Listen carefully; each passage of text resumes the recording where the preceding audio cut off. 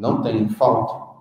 Tá? Então, por isso que a gente tem um pool hoje da arroba, e aí o carne gourmet tem a bonificação em cima, então é um mercado muito interessante. Então, dentre essas características, o Santa também vem trabalhando em cima da melhoria da genética do marmoreio dos animais. Se a gente pegar em cima dos dados da própria Leão do Brasil, que foi feita aqui agora, que o Mauri acabou de demonstrar, a média das nossas fêmeas medidas deu 3,5 de marmoreio, 3,5 pontos. Essa média é a mesma média do marmoreio do Angus americano. Ou seja, a gente está produzindo um animal com a mesma qualidade do Angus americano. A gente tem que buscar esse mercado. E quando eu falo buscar esse mercado, não é que a raça tem que chegar ao marmoreio uma raça Wagyu, que é 7 pontos. Isso é um nicho muito menor, é um mercado muito menor.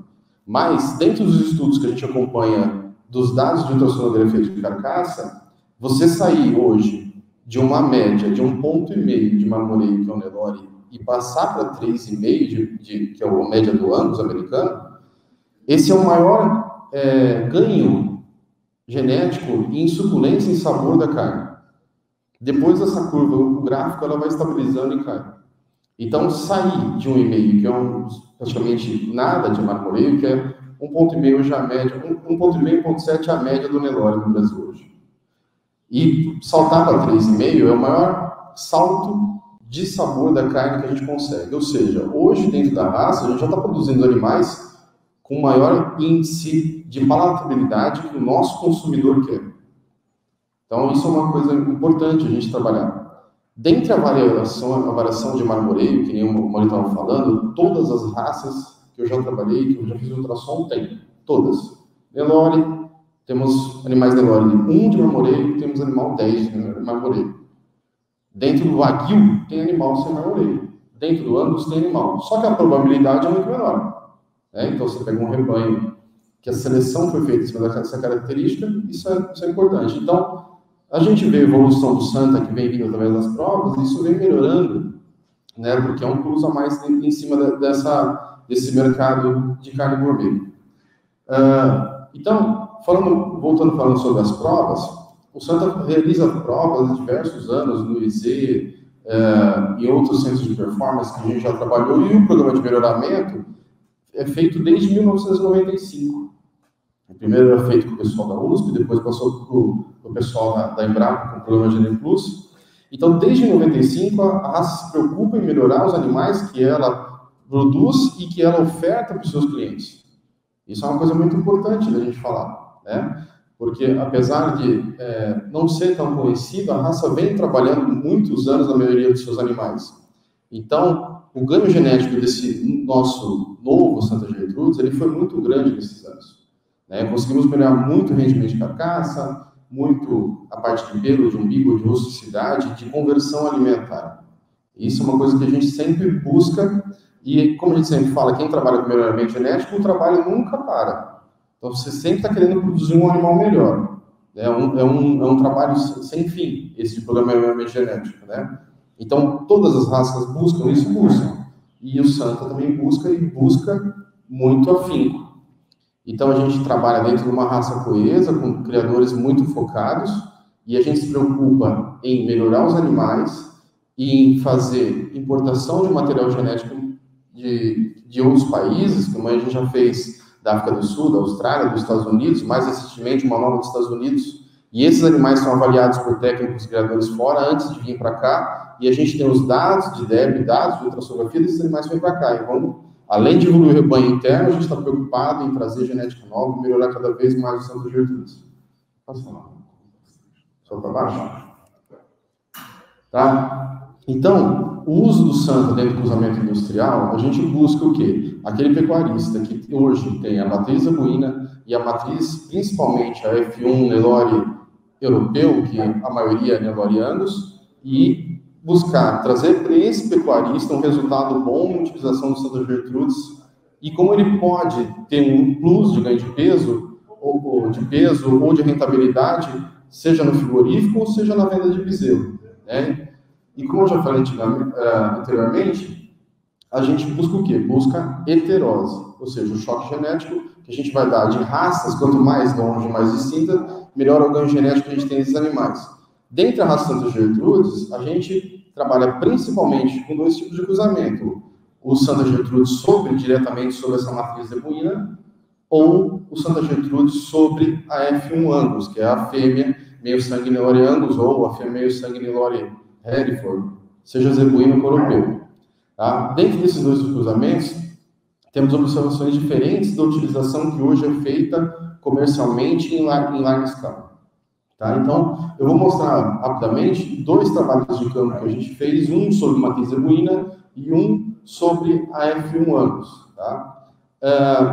Algumas fazendas que a gente acompanha, e dentre essas uma que eu vou mostrar para vocês, a Fazenda Santal em Vilhena, lá em Rondônia, qual é o sistema de cruzamento que ela oferece, que ela faz, utilizando o Santa Gertrudes. Tá? Basicamente, ela tem matrizes zebuínas, matriz Nelore, e ela faz inseminação com Angus. Tá? E aí, toda vacada que vai para repasse, essa vacada Nelore que vai para repasse, eles utilizam o touro Santa Gertrudes. O que eu ganho com isso? 100% de cruzamento industrial dentro da produção dos animais. Os animais que não nascerem da inseminação, eles vão nascer da produção de touro Santa Gertrudes. E com isso a gente tem animais muito bons. E aí eu sempre ouço muitas vezes uma pergunta seguinte. As pessoas muitas vezes falam para mim, eu utilizo inseminação com Angus, só que eu faço repasse com um touro Nelore porque eu preciso repor matriz. E isso é um dos principais erros que eu já vi cometer dentro de uma fazenda. E eu posso explicar por quê. Quais são as melhores vacas dentro de uma fazenda, dentro de uma propriedade? São as vacas que parem primeiro, certo? São as vacas mais férteis. São as vacas que pegam na inseminação. Então, o cara que insemina com Angus e as primeiras vacas dele que pegam cria, quais são? As melhores, ok? Então, como é que ele está repondo o plantel de matriz dele? Com touro Nelore, que são as piores vacas da fazenda. E o que ele está fazendo com o rebanho dele? Está cada vez piorando as suas matrizes. Muito porque ele está comprando, por mais que ele tenha comprado um touro bom, Nelore, provavelmente não é um touro com a mesma qualidade genética de um touro de uma central, por exemplo. Então, cada vez ele está piorando as matrizes. E isso eu sempre falo. Qual é a solução, então? Nas fazendas que eu trabalho, eu pego as melhores vacas da fazenda, matrizes zebuínas, e faço a reposição via inseminação artificial com um touro bom Nelore. Tá? Então, eu vejo qual é a minha demanda de reposição de novilha, né? E aí eu faço uma inseminação direcionada a isso. O restante, vamos supor que isso é 20% do plantel. Os outros 80%, aí sim. Aí eu faço inseminação com taurino e faço repasse com touro Santa Gertrudes. E aí eu ganho muito nisso. Eu estou produzindo matrizes melhores e vamos dizer que o meio e o fundo ainda são animais muito bons, porque eu estou produzindo um cruzamento industrial, eu estou dando um choque genético. Né? Então essa fazenda que eu vou mostrar, a Fazenda Santal, é uma fazenda que trabalha nesse sentido. Ela faz inseminação com Angus, matriz Nelore com sêmen de Angus, e utiliza o touro Santa Gertrudes no repasse do seu plantel. Né? E aí a gente acompanhou a evolução desses animais e conseguiu ver o seguinte: a diferença entre os animais da média do confinamento da fazenda e a média de ganho dos animais que eram meio sangue Santa Gertrudes, tá? Só o sangue. O lote número 2 ali que vocês estão vendo, o lote número 1 que vocês estão vendo é os dados da média do confinamento. E o lote número 2 são os dados dos meios sangue Santa Gertrudes. E aí vamos ver o que aconteceu nisso. Olha lá. Ali em cima, 198,11 é a quantidade de matéria seca que esses animais consumiram para produzir uma arroba. Então eles consumiram 198 quilos de matéria seca para produzir uma arroba. E no lote número 2, que era os meios sangue Santa Gertrudes, eles consumiram 113 quilos de matéria seca para produzir uma arroba. Ou seja, eles foram muito mais eficientes. Comeram menos, ganharam mais. E se a gente pensar no custo da arroba produzida, ou seja, quanto esse produtor gastou para produzir uma arroba, olha a diferença. O lote 1, que é a média do confinamento, ele gastou R$126 para produzir uma arroba. E do lote do Santa Gertrudes, do meio sangue de Santa Gertrudes, ele gastou R$76 para produzir uma arroba. Então, essa conta é a que interessa para o pecuarista. Então, muitos dos meus clientes, eles não querem saber se o boi é preto, branco, amarelo ou azul. Quando eu faço uma reunião com eles, eles querem que eu mostre isso. A rentabilidade financeira que trouxe no final da atividade. É isso que pega. Então, é isso que a gente tem que atentar. E, para isso, a raça prova que tem uma rentabilidade muito boa. Vamos ver se vai entrar o nosso vídeo. Pulou o vídeo. Não, desculpa. Peraí, tem mais um aí. Tá? Aqui é o mesmo estudo da mesma fazenda. O que será que apagou? Peraí, voltou. Aí. Voltou. Será que é o cabo? Eu não apertei mais. Vamos lá. Olha só. Agora, os dados... Só bater aqui. Os dados da mesma fazenda, da Fazenda Santal, só que em outros números. Né? Então, aqui a gente vê a rentabilidade financeira e como isso está ligado ao ganho de carcaça desses animais. Né? O lote 1, que é aquele lote que é a média do confinamento da Santal, ou seja, o custo da roupa produzida dele foi R$126. Tá? Ele deixou uma lucratividade na fazenda de R$456 por animal. Oi. Ele deixou um lucro na fazenda de R$456 por animal. Tá? O lote número 2, que era os meio-sangue Santa Gertrudes, eles tiveram um custo da roupa produzida de R$76. E eles deixaram um lucro de R$903. Tá? Esses dados são desde a produção do bezerro até o final do confinamento. Tá? Por que isso aconteceu? Porque se a gente pegar aqueles dois dados lá em cima, tá, que vocês estão vendo, a média do lote do confinamento teve um ganho diário de 977 gramas carcaça dia. Enquanto os meio-sangue de Santa Gertrudes, eles ganharam 1,269 gramas dia de carcaça. Tá? Ou seja, essa diferença de ganho de carcaça que teve ligado diretamente à rentabilidade financeira dos animais.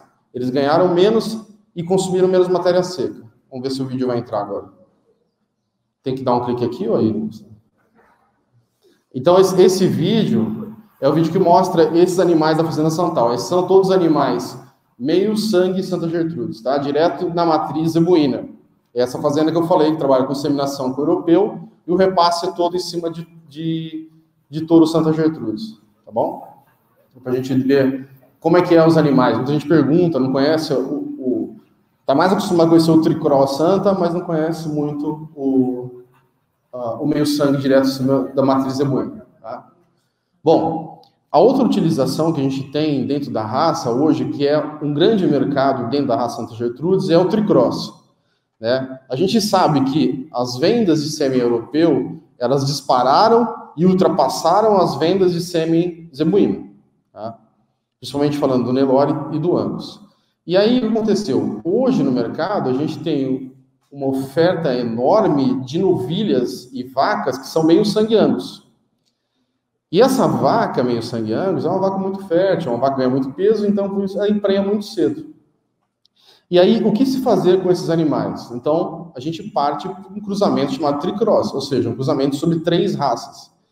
E aí, quando o pecuarista chega nessa fase, ele pensa, o que eu posso fazer com esses animais? Se eu utilizar um animal zebuíno, eu vou produzir um 3/4 zebuíno, eu vou perder precocidade. Se eu usar um outro animal europeu, eu vou partir para um 3/4 europeu, eu vou ganhar em precocidade, mas eu vou ter outros problemas de desempenho, como parasita, pelo, resistência ao calor e tudo mais.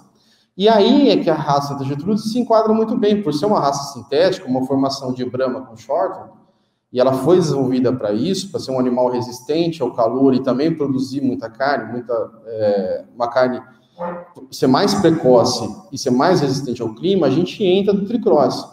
E aí, quando a gente usa o Santa em cima dessa F1, é o mais alto nível de heterose que a gente consegue na segunda geração. Tá? porque a gente está usando raças totalmente distintas, de linhagens completamente diferentes, e produzindo um animal que vai ser quase um meio-sangue zebu europeu novamente. Tá? Então, esse mercado é gigantesco hoje. Esse mercado é gigante para sêmen e para produção e venda de touros Santa Gertrudes. E esses animais, eu posso dizer para vocês, é fantástico. A grande vantagem das fazendas que hoje trabalham com tricross é a seguinte: essa fêmea F1 meio-sangue, que é Nelore Angus, ela tem muita bonificação nos programas de qualidade de carne. Tá? Então, quando essa fêmea chega numa idade e num peso que ela pode ou entrar para reprodução ou ir para abate, muitas vezes o pecuarista fica tentado a vender e matar ela, porque o cara vai ganhar o preço da arroba e ainda ele vai ter mais um plus de bonificação. E aí começou a se pensar o seguinte: o que seria melhor, eu vender essa matriz ou segurar ela? E aí começa a fazer conta. Qual é essa conta? A maioria dos programas de bonificação de carne de qualidade, eles aceitam as fêmeas F1 até 4 dentes. Ou seja, é uma fêmea que eles aceitam um pouco mais velha. Quando eu aceito uma fêmea com 4 dentes, né, de troca de dentição, é uma fêmea que dá tempo dela produzir um bezerro, desmamar esse bezerro e depois ela ir para abate. Então isso virou o grande filé do mercado hoje. É a melhor atividade que eu vejo hoje das fazendas que eu trabalho. A maior lucratividade que tem dentro da fazenda é essa meio-sangue zebu produzindo o tricross. Porque ela emprenha cedo, aí ela pega um bezerro tricross, que é um espetáculo que vocês vão ver aqui, ela deixa esse bezerro desmamado e ela vai para abate e recebe bonificação. E tem mais um plus ainda. Os programas de bonificação de carne, eles pagam normalmente uma fêmea de 13 a 15 arrobas, eles pagam preço de fêmea mais bônus. Preço da arroba de vaca mais bônus. Se a fêmea passa 16 arrobas, normalmente se paga o preço do boi mais o bônus.